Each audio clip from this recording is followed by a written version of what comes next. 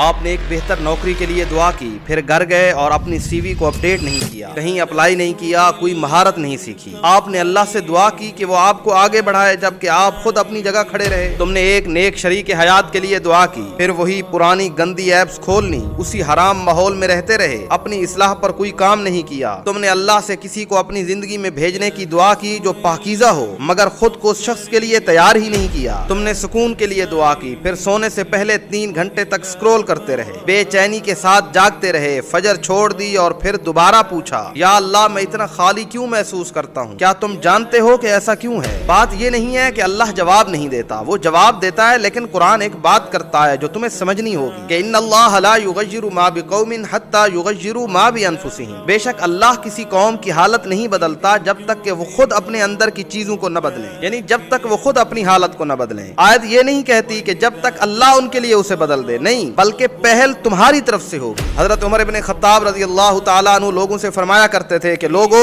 آسمان سونا اور چاندی نہیں برساتا، نکلو اور اپنا رزق تلاش کرو۔ توکل کبھی بھی خاموش بیٹھ کر انتظار کرنے کا نام نہیں ہے، بلکہ توکل یہ ہے کہ تم اپنی پوری کوشش کرو اور پھر نتیجہ اللہ کے سپرد کر دو۔ رسول اللہ صلی اللہ علیہ وسلم نے فرمایا، پہلے اسے باندھو پھر اللہ پر بھروسہ رکھو، یعنی پہلے باندھو پھر توکل کرو، یعنی عمل پہلے آتا ہے اور توکل اس کے بعد آتا ہے۔ تو اب آپ اپنے آپ سے سوال پوچھو کہ تم اللہ سے کس چیز کی دعا مانگ رہے ہو؟ اس چیز کی جسے حاصل کرنے کے لیے تم نے بالکل کوئی کوشش ہی نہیں کی۔ یعنی یہ تو یہی ہوا کہ اپنی خوراک کو بدلے بغیر وزن کم ہونا مانگتے ہو، بغیر موبائل نیچے رکھے اپنے وقت میں برکت مانگتے ہو، بغیر کمیونیکیشن اور اخلاقیات سیکھے تم اچھا رشتہ مانگتے ہو، بغیر خود کو بہتر کیے تم اپنے کیریئر میں ترقی مانگتے ہو۔ دعا کے ساتھ کوشش نہ ہو تو یاد رکھو کہ یہ دعا نہیں، یہ ایک صرف خواہش ہے۔ یہ کوئی اتنی پیچیدہ بات نہیں ہے، آسان بات ہے کہ آپ حرکت کرتے ہیں، اللہ راستے کھولتا ہے، آپ شروع کرتے ہیں، اللہ اسے بڑھا دیتا ہے، آپ اونٹ کو باندھتے ہیں، اللہ اس کی حفاظت کرتا ہے۔ آپ کی دعا درخواست ہے اور آپ کا عمل اس بات کا ثبوت ہے کہ آپ واقعی سنجیدہ تھے۔ اللہ پر بھروسہ رکھو، اللہ آپ کے لیے کافی ہے، لیکن توکل یہ نہیں کہ اونٹ کو کھلا چھوڑ دو، توکل یہ ہے کہ اپنی پوری کوشش کرو پھر اللہ پر بھروسہ رکھو۔